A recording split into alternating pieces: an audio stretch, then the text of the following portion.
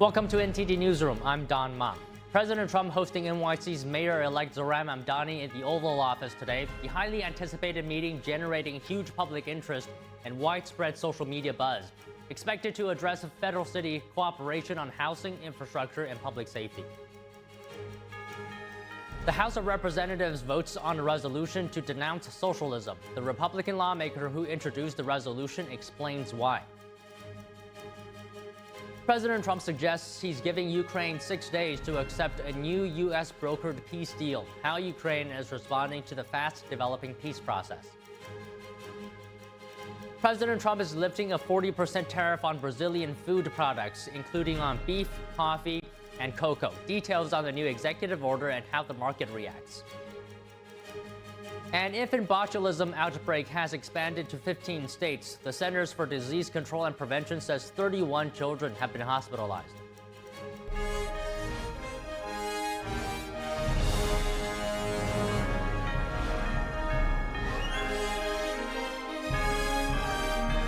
This is NTD Newsroom, live from our global headquarters in New York City. Good afternoon, and thank you for joining us today. President Donald Trump and New York City Mayor-elect Zohran Mamdani are set to meet at the White House today. Here's what the press secretary had to say about the meeting. It speaks volumes that tomorrow we have a communist coming to the White House because that's who the Democrat Party elected as the mayor of the largest city in the country. I think it's very telling, but I also think it speaks to the fact that President Trump is willing to meet with anyone and talk to anyone and to try to do what's right on behalf of the American people. President Trump confirmed the meeting via a Truth Social post. Mamdani has already sparred publicly with Trump, who has threatened to reduce federal funding to the city. The mayor-elect described the meeting as customary at a press conference yesterday. He also said his team arranged the meeting. Mamdani and Trump are both from Queens and have spent months publicly criticizing each other. Trump has repeatedly called Mamdani a communist due to his professed affinity for democratic socialism and threatened to withhold federal funds from the city. If Mamdani seeks to implement some of his campaign promises. Mamdani has attacked Trump's initiatives of his second term, including his effort to remove illegal immigrants from the United States. During an interview at the Brian Kilmeade show on Fox Radio this morning, President Trump says his meeting with Mamdani this afternoon will be open to the press. We'll bring it to you live. And the House of Representatives voted on a resolution today to denounce socialism. Lawmakers made the case against the political economic system. Florida Representative Maria Elvira Salazar introduced the resolution. The reason why we're introducing this resolution is to condemn the horrors of socialism, and I'm presenting just the facts. And I invite my colleagues on the other side to vote to condemn this nefarious ideology. This has nothing to do with political parties. This is not a Democratic issue. This is not a Republican issue. This is a moral vote against an ideology that has destroyed millions and millions of families. Many of them, I serve those families in District Number 27, the heart of the city of Miami, the heart of the Cuban exile community, and now the Venezuelan community, and murdered more than 100 million lives, besides crushing hundreds of thousands of other families and individuals. Unfortunately, socialism and Marxism crushes the human soul. Salazar also took to X this week ahead of today's vote. The Republican posted in part, quote, "Socialism has never produced freedom or prosperity, only suffering and authoritarian control." The lawmaker added, quote, "With this failed ideology gaining ground in the United States and throughout the hemisphere, I'm proud to lead this resolution and call out its dangers without hesitation." The House approved the resolution by a vote of 285 to 98, with 2 lawmakers voting present.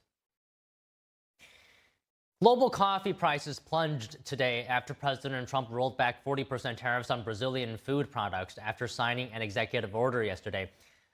Arabica coffee futures slumped more than 4% this morning to around $3.6 per pound. They were previously down more than 6%, a 2-month low. Trump cited various officials with whom he said advised him to lift the tariffs, in part because of progress in the U.S. has made in trade negotiations with Brazil. Here's more on this. President Donald Trump on Thursday removed his 40% tariffs on Brazilian food products. That includes levies on beef, coffee, and fruits that were imposed in July. The order will affect Brazilian imports to the U.S. on or after November 13th and may also require a refund of duties collected on those goods while the tariffs were still being charged, according to the text of the order released by the White House. The move follows a similar order by the administration last Friday to remove tariffs on several agricultural products from other countries. Brazil has recently become an important supplier of beef to the U.S. and normally supplies a third of the coffee used in the country. Retail coffee prices in the U.S., the world's largest coffee drinker, rose as much as 40% this year due to the tariffs and other market factors. Brazil's President Luiz Inácio Lula da Silva welcomed the removal of the tariffs.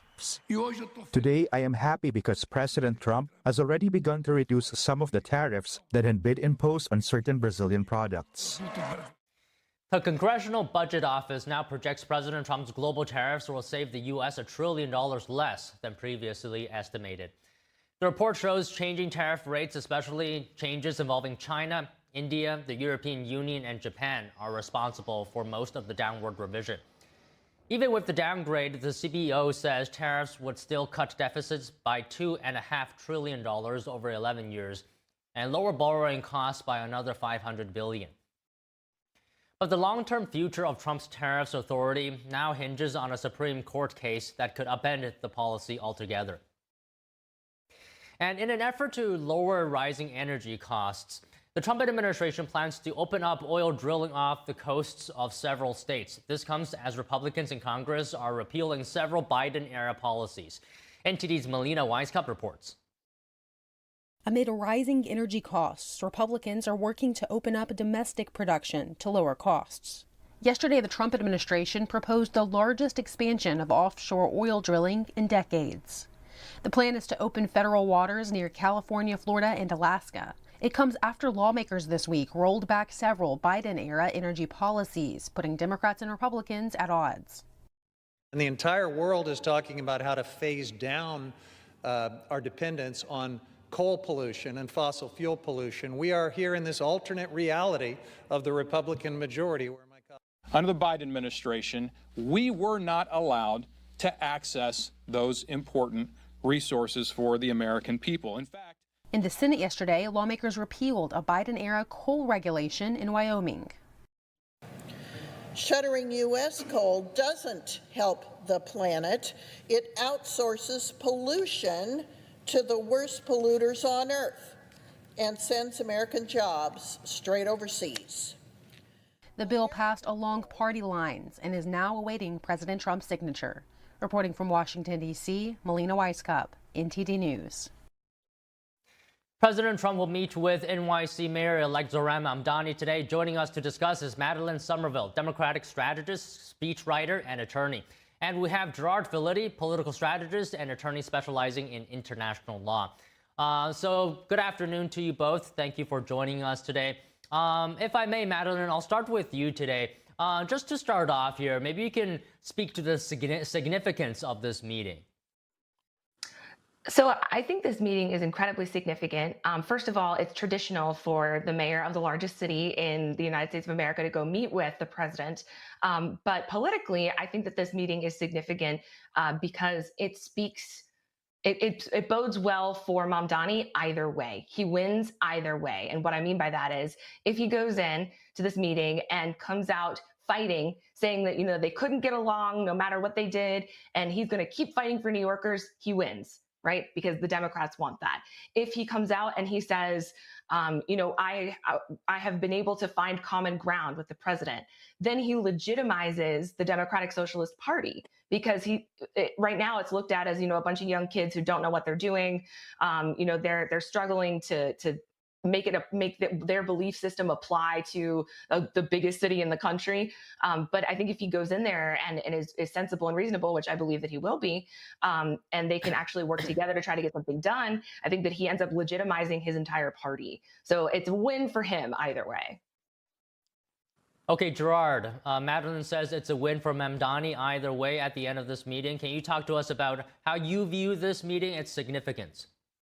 This is a meeting between the man who changed the face of the Republican Party and the man who's changing the face of the Democratic Party. So in a way, this is the president of the Republican Party versus the future of where the Democrats go from here. And both have revitalized and brought new voters into the fold and excited voters to propel them into office. What's really significant today is that there is such a clash of ideologies. And at the end of the day, the question is whether Zoran Mamdani can actually govern effectively and not just use slogans and speeches to propel himself to power. And that is what this meeting will show, whether Mamdani is serious as an elected official, whether he can transition from a candidate to an actual mayor, and whether he can govern. And Donald Trump is someone who has been very effective in the last 150 days, 200 days of office, of setting the agenda for the nation. And whether Mamdani can actually find common ground or not, there is so much opposition built into Mamdani even before he assumes the office that we need to see where to go from here, and today's meeting will be telling. So, Madeline, earlier you talked about some of the objectives, perhaps, that Mamdani could have in mind going into this meeting. Can you go a bit deeper into that? Can you list us a few more goals for President Trump and Mamdani going into this meeting? Yeah, so it's very interesting because I think President Trump, for lack of a better term, game recognizes game. Right. So I think what he will see is that Zoran Mamdani invented sort of this affordability, not that he invented the word, but he sort of coined it for the problem of our time, right? The political problem of our time. And I think he's obviously recognized that as a major thing, because I watched him dodge using that word during his McDonald's speech the other day. He was like, you know, whatever the cost of living problem that we have is. And he's used it in different contexts to let people know it bugs him, right? But I think game recognizes game. So when you get in that room together and you realize, hey, this is what's actually bothering people, it ends up being a win for both of them if they can figure out something that makes it better, right? And that actually is what what politics should be. Is we have the same goal, we just have different ideas of what's going to work in order to get there. And I don't think that Trump is an ideologue.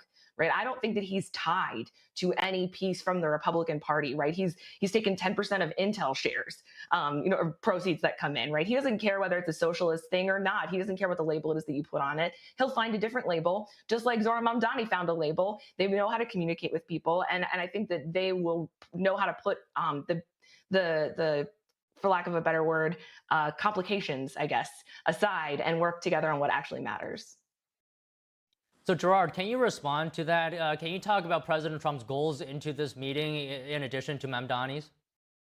I think President Trump's goals, in addition to Mamdani's, President Trump's goals are to ensure that his policies are implemented. And by that, I mean he has a focus on law and order and on the economy. He wants to improve both. He wants to make sure that immigration crackdowns are followed through in New York City. He wants to be sure that New York City is a safer place to live. And that means enforcing the laws, not substituting social workers for police officers. I think Donald Trump will see a push to regulate taxes, to make them lower, to make regulations less burdensome on businesses, which is the opposite of what Mamdani wants to do. So going into this, I think they have vastly different visions of how to achieve a better New York. Where they may find common ground is, ironically perhaps, with real estate development. I think both men see that there is a need for additional affordable housing units, and how you get there might very well be a benefit of incentivizing companies to build and going and eliminating a lot of the regulations that have been a red tape. But at a very basic level, the difference between these two men is staggering. One sees a free market economy as the way forward in improving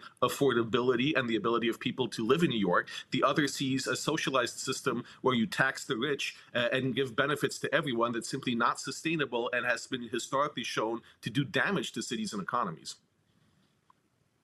Both you and Gerard have raised this issue of common ground numerous times now. So I want to follow up on that. What is the level of cooperation do you expect to see from the two? How much common ground really do they have, Madeline?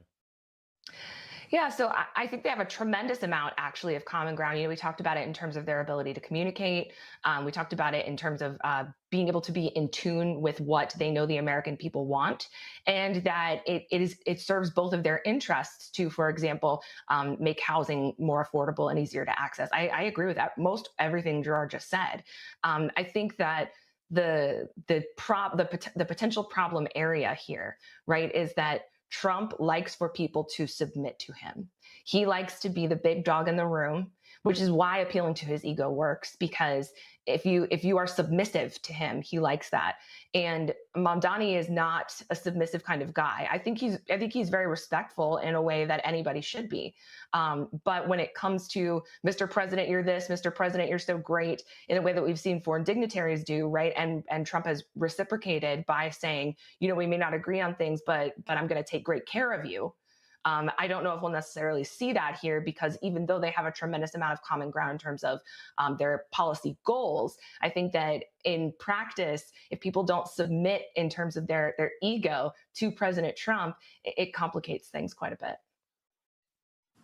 Okay, so Gerard, if the situation calls for some form of negotiation by the two parties, and I suspect probably there may be, what leverage does each side have? What cards does Trump have to play, and what cards does Mamdani have? The biggest leverage that Trump has is that he is the person who can control whether or not there is increased federal enforcement of laws in New York City, whether or not the National Guard is deployed to city streets, whether money that's been appropriated by Congress is withheld or suspended from infrastructure projects, be it building tunnels or subway lines or anything having to do with universities in New York City, including state and city financed universities. So Trump really has a lot of leverage coming into this. Mamdani, on the other hand, has populist rhetoric. He has the way about him that is motivating and getting younger voters to the polls, and that's really making a significant change in the voting demographic in New York City. So on the one hand, Trump has real means to enforce his will, but Mamdani has the power of the populist, the populist voice that could really resonate well and change voters more into the direction of democratic socialists and to the left, that would really harm Trump's ability to carry out his policies on a national level if Mamdani becomes a spokesperson for the face of the resistance in all 50 states going forward. So each has a role here, but I think Trump does have more levers to pull when it comes to actually implementing change in New York City if he so chooses. I think you're totally right about that. And I think that's a thing that people are missing. And the other thing that people are missing is that it's still a win for Mamdani if he comes out and shakes hands with President Trump, because again, it will legitimize the notion of the Democratic Socialist Party being a legitimate party in the United States. Okay, Madeline, maybe you can continue this idea. If we're talking about negotiations, how do you think the conversation will go when they touch on the topics of affordability, immigration enforcement, and sanctuary city policies? So I think they will go differently for different subjects that you just brought up.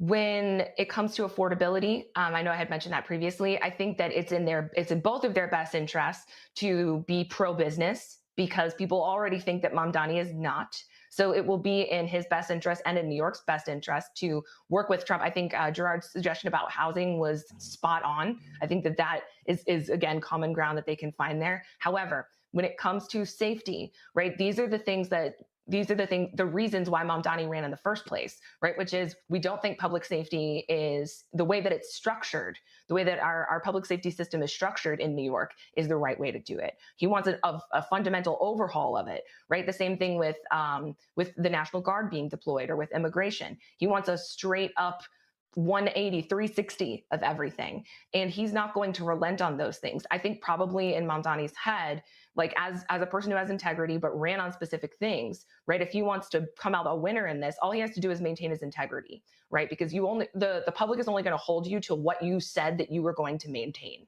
And you can always surprise them, but you can't lose if that's what you do. So if he goes in and says, I'm not relenting on the National Guard, not relenting on changing how we police things, but if you want to figure out what manners to go about in terms of creating affordability in the city, I'm all ears, because it doesn't cost me anything. So I think he's going to have to make those kinds of decisions.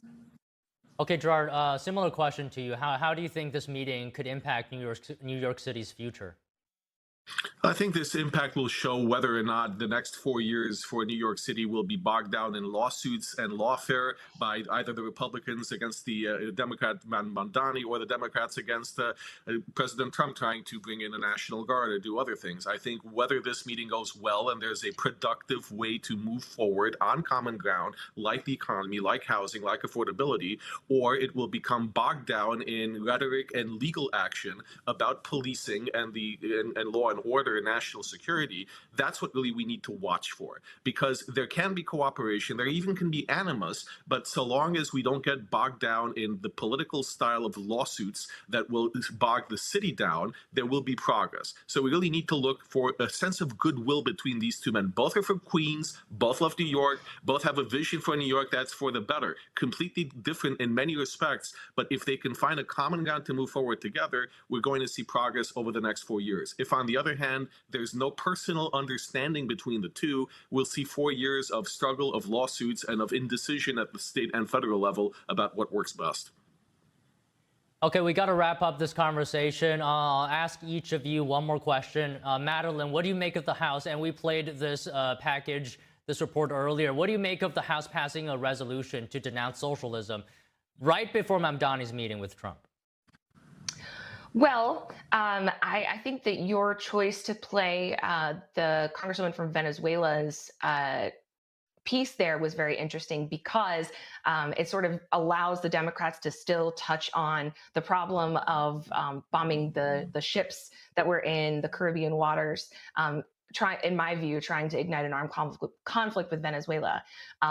But so I think part of it was political, right, in touching on that specific issue.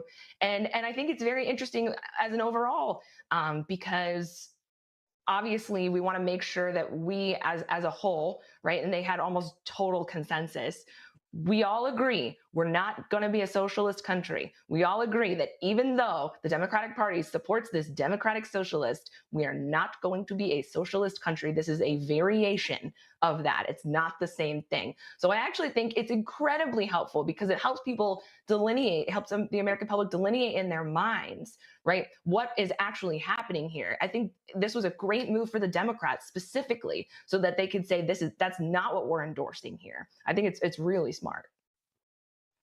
Okay, Gerard, final thoughts.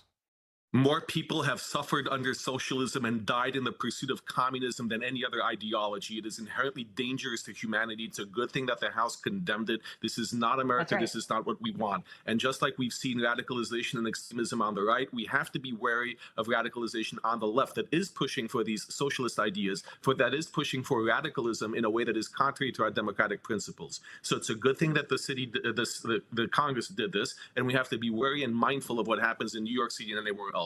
We want the best for this country, but we don't want to follow in the footsteps of failed nations. Okay, well, good conversation today. Thank you both. Madeline, Gerard, pleasure. Great questions. Thank you. Coming up, X has recovered most of its user accounts after an outage with its web provider caused issues for tens of thousands. Stay tuned for more news after this break.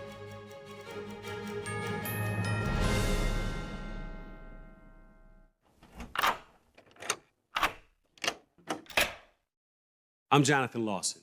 If you're 50 to 85, please listen closely. The lock I want to talk to you about isn't the one on your door. It's a rate lock for your life insurance that guarantees that once you're insured, your rate can never go up at any time for any reason. Many policies you see don't have one, but you can get a lifetime rate lock from Colonial Penn.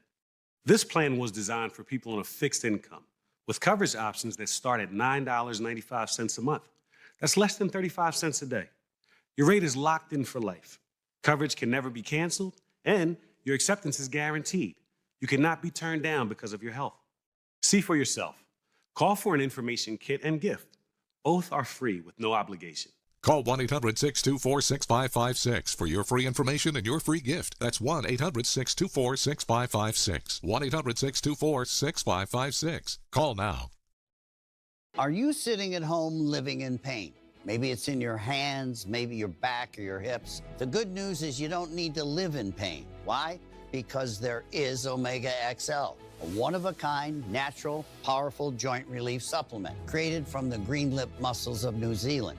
Drug-free, non-habit forming. It's small, easy to swallow, and it's backed by more than 40 years of clinical research.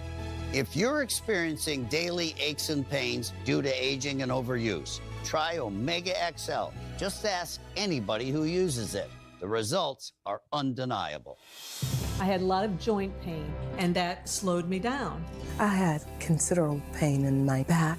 Really felt the pain. I mean, in my ankles and in my heels. I'm telling you about something that's gonna change your life. It has revived me. This works. I'm not a prisoner anymore to my pain.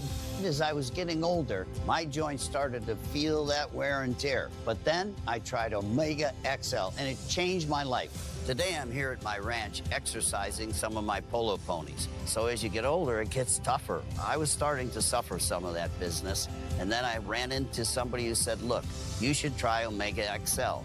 And look what it's done. I feel better than I felt in the last 30 years. And Omega XL gave me the ability to get back in the saddle. It works great. If you're in pain, I want you to know that there is real hope out there. I'm living proof. See the difference it can make in your life, just like it did in mine. Call now or order online to receive our special TV offer. Buy one bottle of Omega XL and get a second free. Plus, we'll also include a free bottle of Vitamin XL D3. 2 free bottles for the price of 1 bottle of Omega XL. A total value of $115. You pay only $49.95 and it ships free. Plus, you get a money-back guarantee. Buy one, get 2 free. Call or go online right now.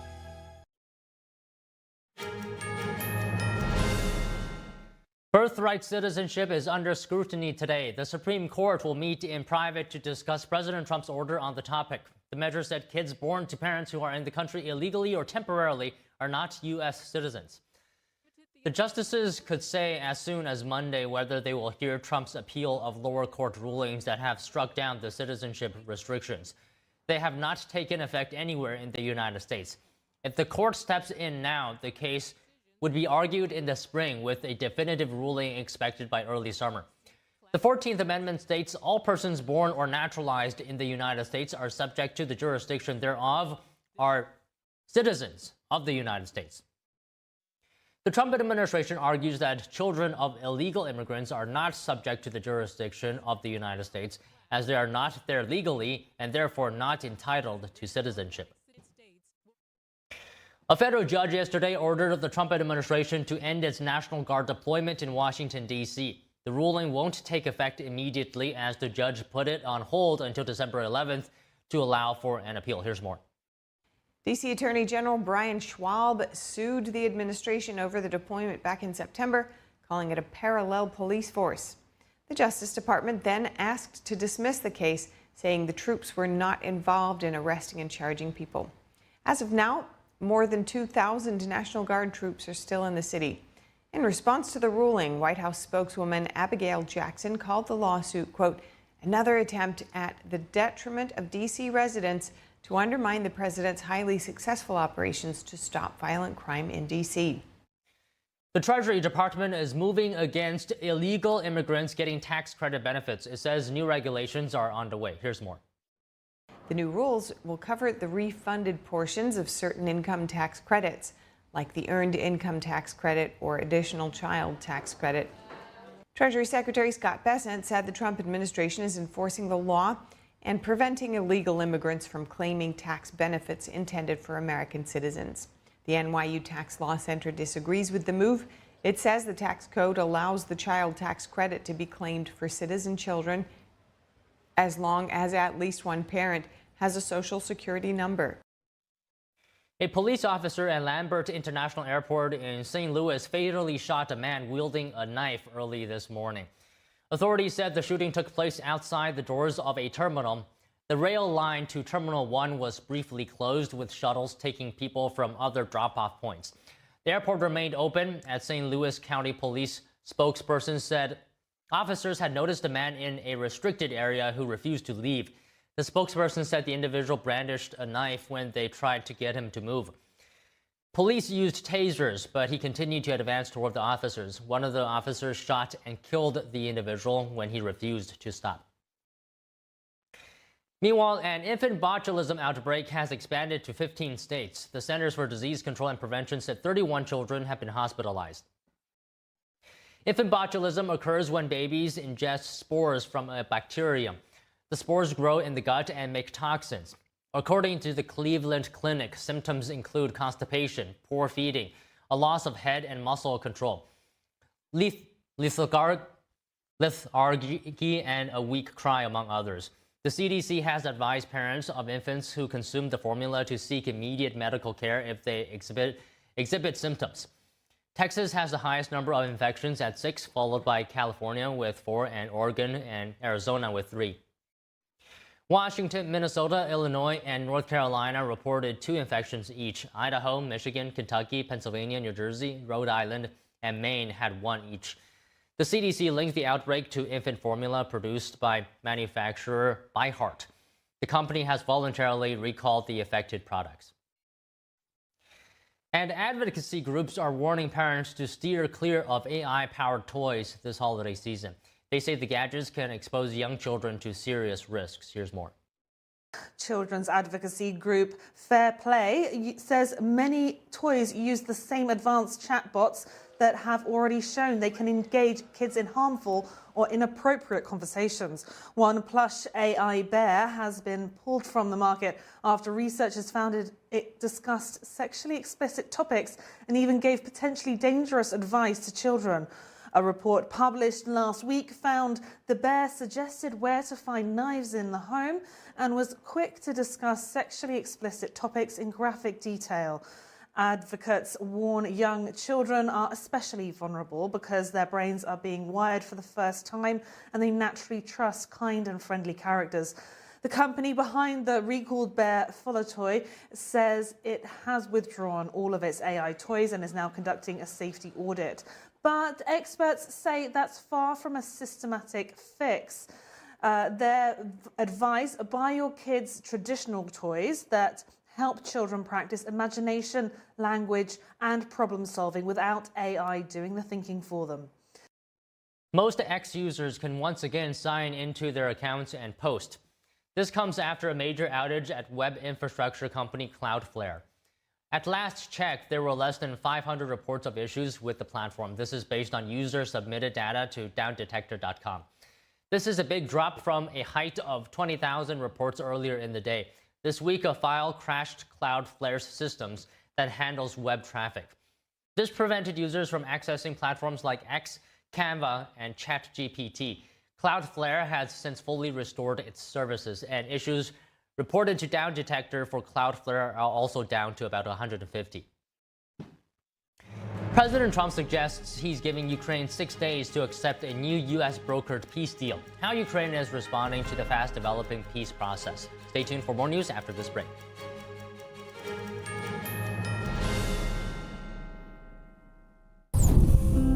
When I arrived in the U.S. at 19, I struggled to find job opportunities without a high school diploma. My name is Ariel, and my entire life changed when I took a chance and I got my high school diploma at age 22. Everything I have, my education, my career, my marriage, I owe to the Adult Literacy Center and my teachers. They were with me every step of the way, helping with my English and math, making sure I pushed through all the challenges. Oh my goodness. So Ariel, we made this yearbook for you. It has notes from all the people that are here. Your achievement has set an example for so many students. Most importantly, your daughter. Education was the key that unlocked all my opportunities. When you graduate, they graduate. Visit finishyourdiploma.org to find free and supportive adult education centers near you. I debate all day. It's what I do. But there are some things that are undebatable, like your mental health, my own mental health. I was in a dark place when my brother passed away in a car accident. I've never been more devastated than the day I lost my mom. I was depressed, miserable, in ways I never imagined. I reached out, and my sisters came, my pastor, my therapist. They helped me get through it. I found that the more I spoke up, the healthier my mind became. The chaos that was in me began to subside. I was more focused, clear. When you love your mind, you can go so much further. That's not up for debate. Find mental health resources at loveyourmindtoday.org.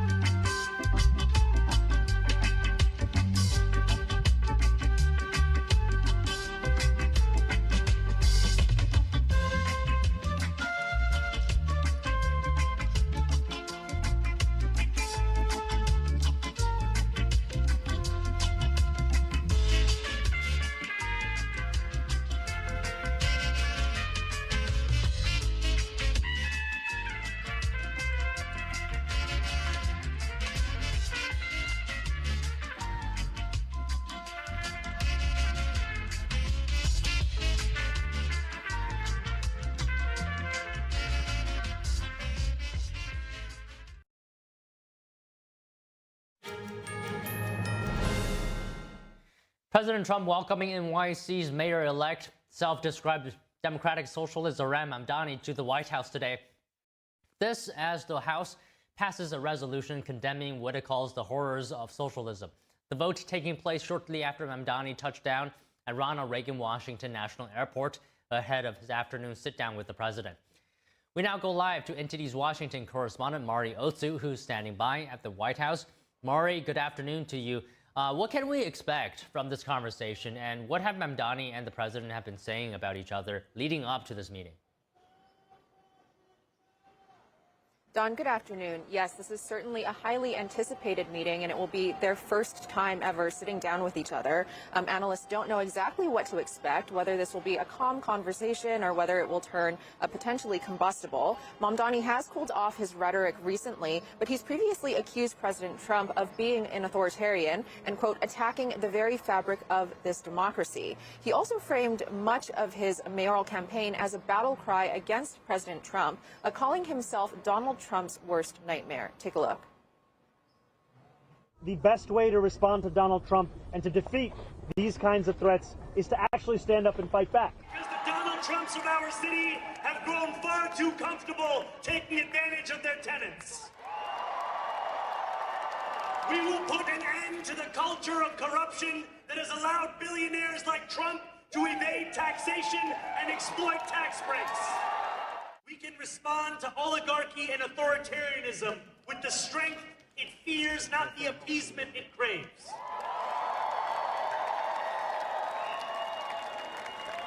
After all, if anyone can show a nation betrayed by Donald Trump how to defeat him, it is the city that gave rise to him.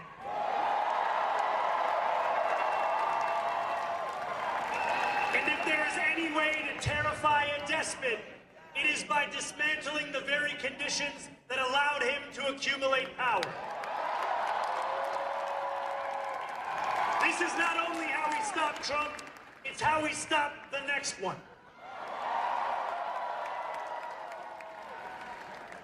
So Donald Trump, since I know you're watching, I have 4 words for you. Turn the volume up. Mamdani and President Trump are from diametrically opposed philosophies. Mamdani, a self-described democratic socialist who President Trump calls a communist, which is a label that Mamdani has repeatedly rejected. Mamdani's campaign promises include free public buses, universal child care, increasing New York City's minimum wage to $30 by 2030, and city-run grocery stores. President Trump, a native New Yorker, has called those policies crazy, but says that he does want to see everything work out for New York. And Mamdani on Thursday softened his tone just a day before his sit-down with the president, saying that he requested this meeting and is not concerned about it, framing it instead as an opportunity for him to, quote, make his case. Take a look. I have many disagreements with the president, and I believe that we should be relentless and pursue all avenues and all meetings that could make our city affordable for every single New Yorker. I intend to make it clear to President Trump that I will work with him on any agenda that benefits New Yorkers. This meeting is coming as the House passes a Republican-led resolution to denounce what it calls the horrors of socialism. The vote, which passed 285 to 98, is coming just after Mamdani touched down in Washington ahead of his meeting. And this bill echoes a proclamation that President Trump issued earlier this month, declaring the week of the off-year elections in which Mamdani won anti-communist week, saying that terms like social justice and democratic socialism cloak what he calls the same evil doctrine of communism, which has only brought ruin throughout history. And while President Trump has called Mamdani his, quote, little communist, the president says that he wants to see Mamdani succeed for the sake of New York City. Take a look. Speaks volumes that tomorrow we have a communist coming to the White House because that's who the Democrat Party elected as the mayor of the largest city in the country. He's got a different philosophy. He's a little bit different. I give him a lot of credit for the run. He did a successful run, and we all know that runs are not easy. But I think we'll get along fine. Look, we're looking for the same thing. We want to make New York strong. And I don't know exactly what he means by turn the volume up, because turn the volume up, he has to be careful when he says that to me. I mean, he was very nice in calling, as you know, and we're going to have a meeting. I guess we meet at 3 o'clock today, and I think it's going to be quite civil. Mamdani and President Trump are expected to talk affordability, economic security, and public safety, with Mamdani noting that it is only customary for the incoming mayor of New York City to meet with the president. But it remains to be seen whether the meeting will result in further federal city cooperation and what this might mean for New York City's federal funding going forward. Don, back to you. Okay, Mari, thank you. President Trump suggests he's giving Ukraine 6 days to accept a new U.S.-brokered peace deal. The agreement would include concessions from Ukraine giving up territory currently occupied by Russia. NTD's international correspondent Arian Pastor has the latest on the fast-developing peace process. President Trump suggesting Thanksgiving is the deadline for Ukraine to accept an American-brokered peace deal. Trump was on the Brian Kilmeade show on Friday, talking about the issue. So is next Thursday the deadline that you gave, a loose deadline for Ukraine? Well, we have, I've had a lot of deadlines, but if things are working well, you tend to extend the deadlines. But Thursday is, we think, an appropriate time. A Ukrainian lawmaker and the Associated Press published a 28-point proposal. If agreed to, Ukraine would receive firm security guarantees, while its still armed forces would be capped at 600,000. The country would formally pledge to not join NATO. In return, NATO would codify that it will never admit Ukraine or station troops there. It also outlines territorial agreements recognizing Crimea, Luhansk and Donetsk as de facto Russia. Ukrainian President Volodymyr Zelensky issuing a stern warning on Friday, suggesting that ending the conflict will come at a cost in any of the current scenarios. Now Ukraine may find itself facing a very difficult choice, either the loss of dignity or the risk of losing a key partner, either the difficult 28 points or an extremely difficult winter, the most difficult, and further risks. Zelensky also announced that he spoke with Vice President J.D. Vance on Friday, saying, "We managed to cover a lot of the details of the American side's proposal for ending the war, and we're working to make the path forward dignified and truly effective." Russian President Vladimir Putin says the U.S. plan could be the basis of a resolution of the conflict. But he added that if Kiev turns down the proposal, then Russian forces will advance further. Arian Pastar, NTD News. France's top general Fabien Madon ignites a political row after warning citizens may face sacrifices if Russia tests NATO. Analysts argue the threat is exaggerated while Europe watches closely as the U.S. pressures Kyiv on a peace deal. NTD international correspondent David Vivez reports from Paris.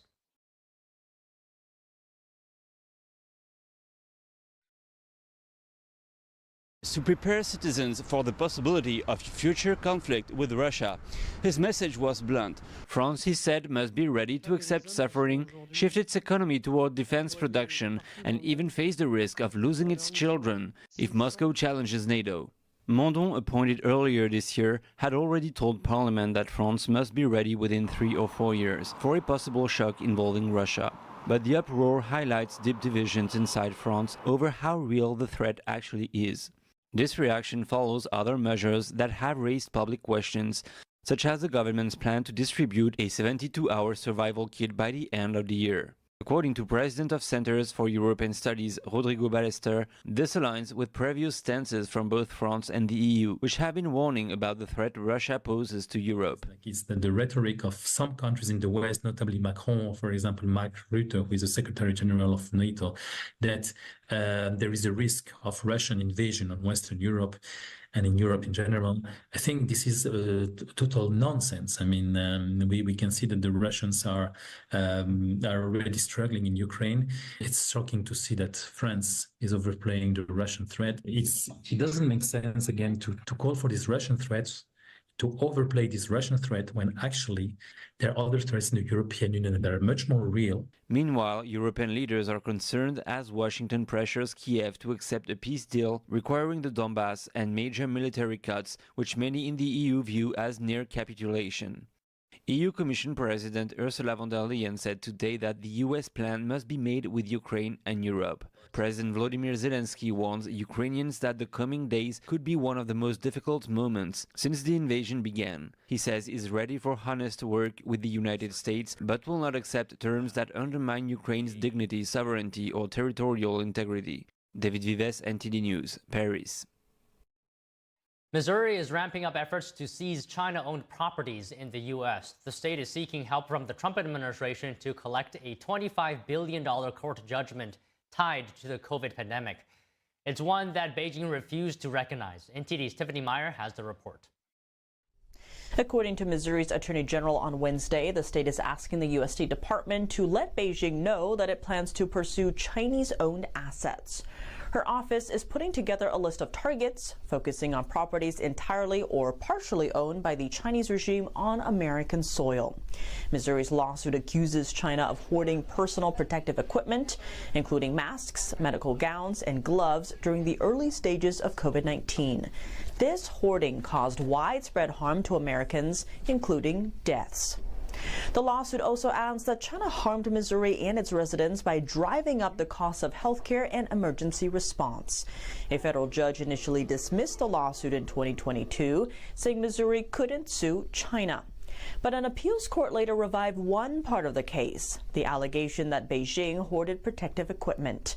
When Chinese officials didn't respond, the judge accepted Missouri's damage estimate of more than $8 billion and tripled it under federal law. He then added nearly 4% interest, bringing the total to roughly $25 billion. China's Foreign Affairs Ministry says its actions during the pandemic aren't subject to U.S. law and does not recognize the ruling. Meanwhile, another state has successfully sued China over COVID-19. In May, Mississippi won its $200 billion lawsuit, and now the big question is how the state plans to collect the money. Black Friday is almost here. We hear from an expert on shopping trends for tips on saving money and what scams to avoid after this break.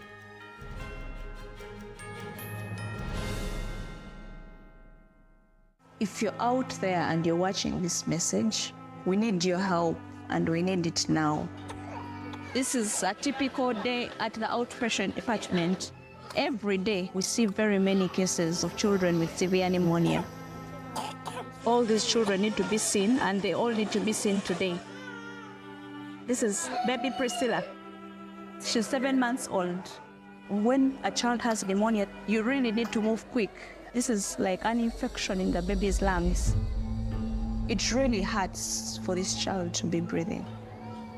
It feels like someone is squeezing your chest. If Priscilla doesn't get antibiotic treatment, it could lead to death. We need your support right now to help save children's lives like Priscilla's.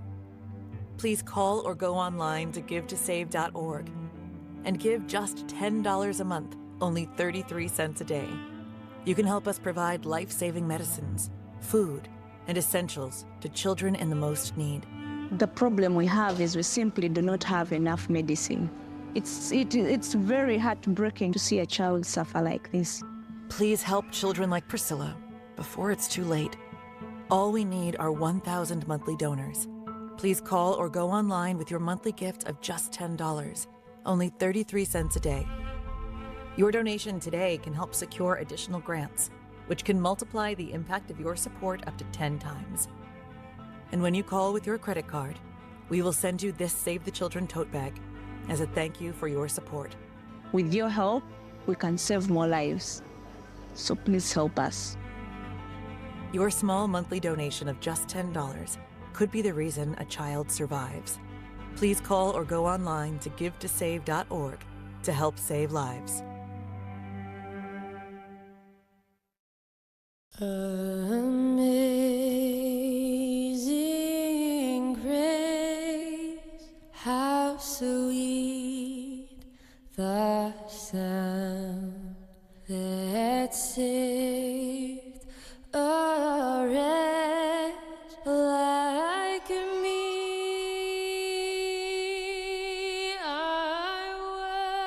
They're just young people, hungry, homeless, and vulnerable. Covenant House is helping young adults facing homelessness. We're providing safe shelter to thousands, but the need is overwhelming. Please call or go online now. With your gift of $19 a month, we'll send you this blanket as a reminder of the comfort your gift provides a young person tonight. You'll provide safe shelter, hot meals, and medical care. Call the number on your screen or go online to safeplacetosleep.org.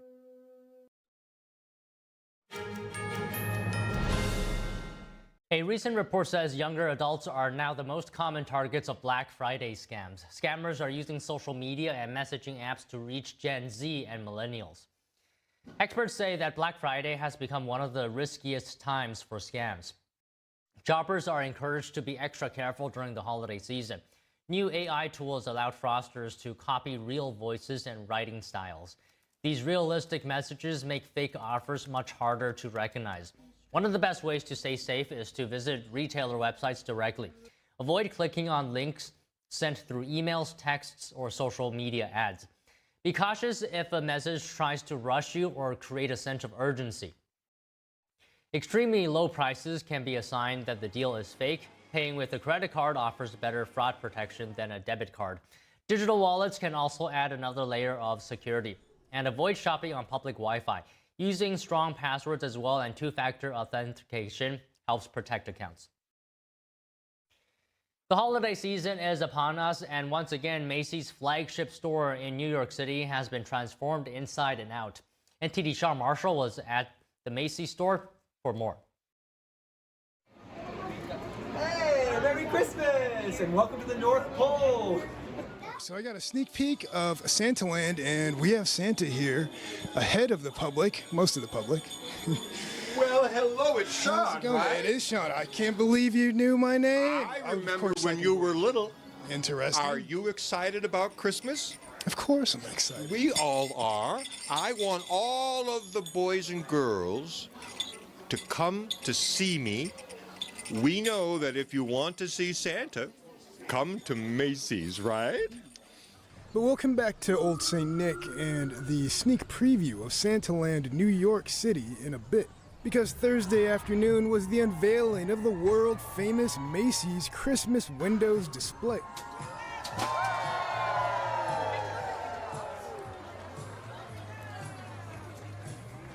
People packed into Herald Square in Midtown Manhattan for a Macy's tradition. And NTD got to speak with the display designer. Well, it really started with the theme, and our theme this year is the most wonderful stories start here. And what better way to show the most wonderful stories that started in Macy's than to celebrate them within our windows. So we have the time periods of our first, starting from our first interior Santa, our first holiday windows, our first Thanksgiving parade, and so on. A couple of windows are interactive, making the display fun and entertaining for the public.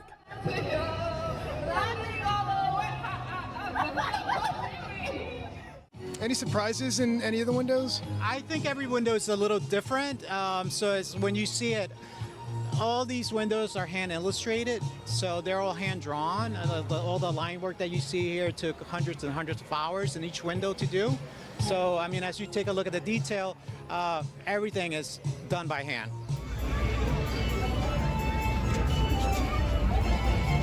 So this is Wally, our walrus. We're trying to get him ready to work in the mailroom. He's been a little slobbery and a couple punctures with the tusks, but overall doing a lot better than yesterday. So making progress, Wally. Yeah, don't give me that look. Santa has been visiting Macy's since the 1860s, giving children and adults a chance to experience the holiday spirit. Santa is very popular, so you'll have to make a reservation to visit him at select Macy's locations. So Macy's Santaland has been a part of the tradition here at Macy's since 1861, and we're so excited to invite families back again this holiday season, starting on Friday, November 28th through December 24th. You can come and see us in this magical land right here at Macy's. Make your reservation at macys.com/holiday celebrations and come meet Santa Claus. And are there any insider tips for kids or grown-ups coming in here? I think the best tip is make your reservation in advance. So reservations open up throughout the holiday season 6 days in advance of your visit. We open up reservations bright and early in the morning, so 6:30 a.m. local time. You can log on to macys.com/holiday celebrations to make that reservation for your group to come and make sure that they have a spot to meet Santa himself. Luckily, I didn't have to make a reservation. It seems Santa already knew NTD was coming to Santaland. Do you have a special Christmas wish? Because Christmas is not just for the children, it's for everybody, Sean. What would you like? Why, I didn't think about that. I guess I'd probably wish for NTD News to be the #1 news company. That's a good wish. Sean Marshall, NTD News. I want to wish you... All right, we'll see if that wish comes true, Sean. Next, a trip through New York City's crowded subway system usually offers a pungent mix of odors, but along one platform inside Grand Central Terminal this holiday season, the air might smell of vanilla and fresh pine. Bath & Body Works is using a new advertising campaign to share a scent. The fragrance is being released on the 42nd Street shuttle train platform through November. It estimates that 20 to 30 pounds of fragrance will be dispersed by the end of the month when the campaign ends. The Metropolitan Transportation Authority said this is the first ad campaign like this in the transit system. They hope it will help bring in more revenue. The retail store's chief marketing officer said that the retail chain chose fresh balsam for the campaign. It's one of the brand's most iconic holiday scents and a long-running seasonal favorite. President Trump is scheduled to have a meeting with New York City Mayor-elect Mamdani in the Oval Office. We'll bring it to you live, so stay with us.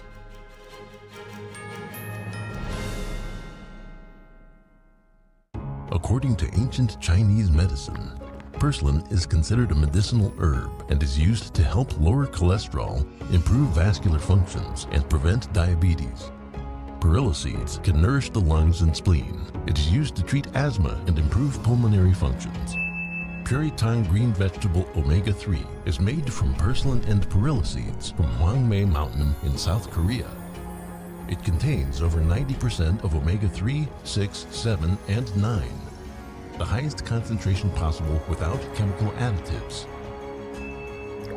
The soft gel is made of natural seaweed.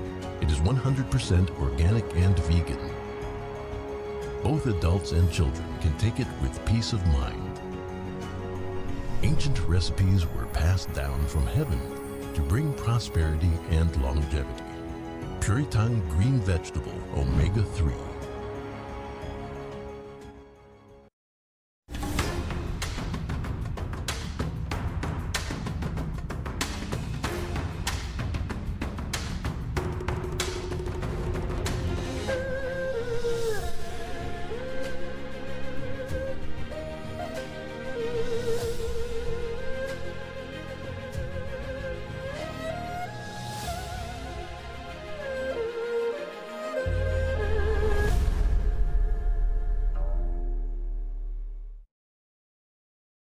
I'm excited to announce that we're having our biggest 3-in-1 sale ever with a limited edition product, a back-in-stock special, and a closeout deal you won't find anywhere else. So go to MyPillow.com or call the number on your screen. Use your promo code to get our MyPillow bed sheets only $29.88. Any color, any style, any size, even kings. Regular $119.98, only $29.88. Once they're gone for good. How about our My Towels? They're finally back in stock, but not for long. Get a 6-piece My Towel set, regular $69.98, now only $39.98. And for the first time and the only time ever, get our limited edition premium My Pillows. They're made with Giza cotton and designer gusset. Queen $17.98, Kings only $19.98. So go to mypillow.com or call the number on your screen. Use your promo code to get the best offers ever. Quantities are extremely limited, so order now.